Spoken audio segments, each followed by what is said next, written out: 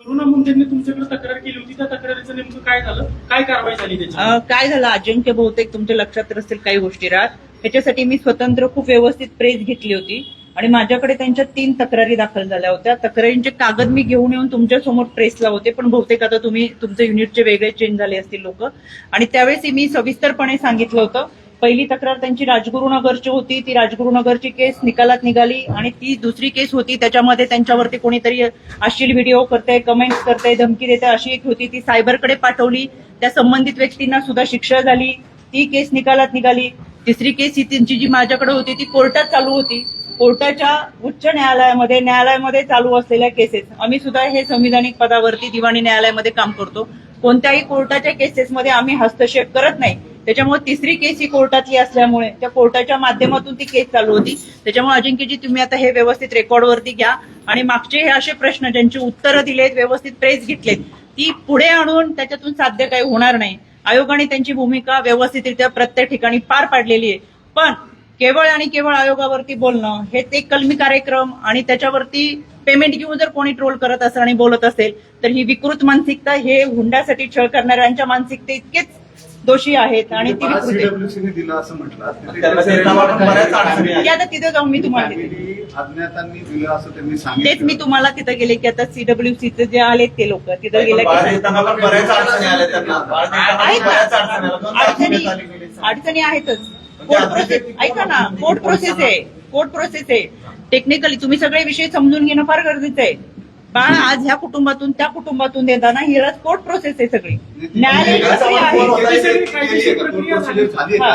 मग तेच तुम्हाला आता तिथं मला डिटेलमध्ये सांगायची होती की ती बाळ लवकर ताब्यात देण्यासाठी आपण काय आणि कसं केलं तर सीडब्ल्यूसीच्या माध्यमातून तुम्हाला आम्ही तिथं सांगतो. निलेश चव्हाण कोण माहिती असेल, तुम्हाला माहिती असेल ना प्रोसेस काय झाली. तुम्ही आधीच ट्विट केलेलं होतं, प्रोसिजर फॉलो करून बाळ दिले असं तुम्ही म्हणताय. ते नेमकं काय झालं, कुणी दिलं, कोर्टाची ऑर्डर काय होती, कस्टडी कोणाकडून? कोर्टाची ऑर्डर एवढ्या लवकर होत नाही. मग स्पष्टपणे तुम्हाला सांगते, एका दिवसात कोर्टाची ऑर्डर कशी होईल. म्हणून ही प्रोसेस करत असताना मला असं वाटतंय की आपल्याला वैष्णवी हगवणी या प्रकरणामध्ये न्याय द्यायचा आहे. ह्या गोष्टी माहीत असताना सुद्धा आपण न्याय देण्यासाठी आउट ऑफ वेज जाऊन जर काही चांगल्या गोष्टी करत असेल तर आपण सहकार्य करणं ही आपली जबाबदारी आहे. आणि या सगळ्या प्रकरणामध्ये सुरुवातीपासून प्रत्येक गोष्टीची अपडेट तुमच्यापर्यंत पोहोचवत असताना बाळ द्यायला उशीर झाला असता तरी प्रश्न विचारणारे तुम्ही आहेत. बाळ आउट ऑफ वेज जाऊन प्रक्रिया करून आपण तुम्हाला देत असताना सुद्धा जर दिली तर का दिली, कशी दिली, हा प्रश्न साहजिकच आहे. तुमचा प्रश्न विचारणं हे काम आहे. पण म्हणून मी तुम्हाला परत सांगते, हे सगळे अधिकारी मी 1:30 वाजता SP ऑफिसला बोलवले होते जेणेकरून तुम्हाला या प्रश्नांची उत्तरं देता येतील. पण त्याच्या पुढे जाऊन तुमचं असं वाक्य होतं, तुम्ही इथं प्रतिक्रिया दिली नाही तर आम्ही असं करू, म्हणून मी इथं बसले.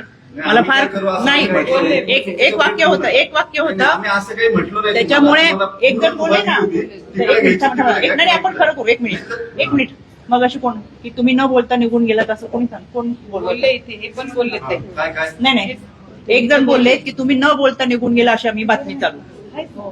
त्याच्यामुळे ठीक आहे, पण मला एवढंच सांगायचंय की ह्या सगळ्या गोष्टी मी परत का सांगत होते, कारण माझ्याबरोबर ते संबंधित अधिकारी तिकडं होते. त्या अधिकाऱ्यांना तुम्ही SP ऑफिसला ऑलरेडी जाऊन आलात, तिथं ब्रीफ घेतलं. पुढे घरी सीडब्ल्यूसीच्या लोकांनी SP ऑफिसला कधी गेले, ट्विट केलं, त्याचा अर्थ प्रोसिजर काय झाली ते तुम्हाला माहिती. एक मिनिट SP ऑफिसला कधी गेले, येण्यापूर्वी तुम्ही ब्रीफ घेऊन आलात तिथून. काय बोलताय, या केसचं सगळं ऑलरेडी ब्रीफ पुढे मी SP ऑफिसला गेलेच नाही. काय पुरावा, मी SP ऑफिसला जायचंय मला आता आणि म्हणून मी SP नाही इकडे बोलवलं. चुकीची माहिती सांगू नका, अजिबात नाही. काय झाली काय नाही मी तेच तुम्हाला सांगितलं नाही, ऐका, मी तुम्हाला तेच सांगितलं. मी दौऱ्यातून इथं आली, महाडवरून इथं आली. मला SP ऑफिसला तुमच्यासाठी सोबत जायचं होतं इथं भेट दिल्यानंतर, आणि तसं ठरलेले मेसेजही तुम्हाला आहेत.